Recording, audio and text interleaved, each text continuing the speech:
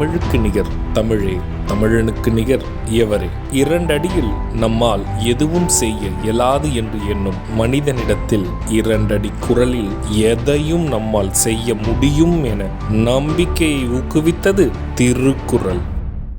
வணக்கம் குழந்தைகளே. வணக்கம் பகலவன் ஐயா. இன்னைக்கான குறளை நம்ம பார்ப்போமா? ஓ, பார்க்கலாமே. சரி, பாடத்துக்குள்ள போலாம். இன்னைக்கான குறள் அதிகாரம் 86 இகல். குறள் எண் 859. இகல் காணான் ஆக்கம் வருங்காலதனை மிகல் காணும் கேடு தரற்கு. ஐயா, நீங்க சொன்ன இந்த குறளோட பொருள் என்ன?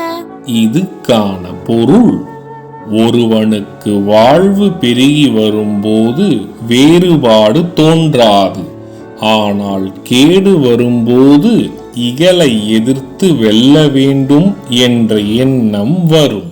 இதுக்கு ஒரு உதாரணம் சொல்லுங்களேன். இதுக்கான உதாரணம், ஒருவருடைய வாழ்க்கையில் நல்ல நேரம் காலம் நடக்கும் பொழுது இகல் எனும் வேறுபாடு அவர்களுக்குள் தோன்றாது. அவர்களின் கெட்ட காலங்களில் மட்டுமே அவர்களை நெருங்கி வரும் மற்றும் அவர்களுக்கு தீமையையும் தந்துவிட்டு செல்லும். நான் சொன்னது உங்களுக்கு புரிஞ்சுதா தீரன், இலக்கியா?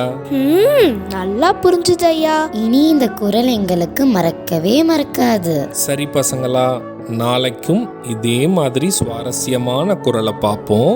நீங்க வீட்டுக்கு போன உடனே என்ன பண்ணணும்? இன்னைக்கு நாங்க படிச்ச குறளை அப்பா அம்மா கிட்ட சொல்லி காட்டுவோம்.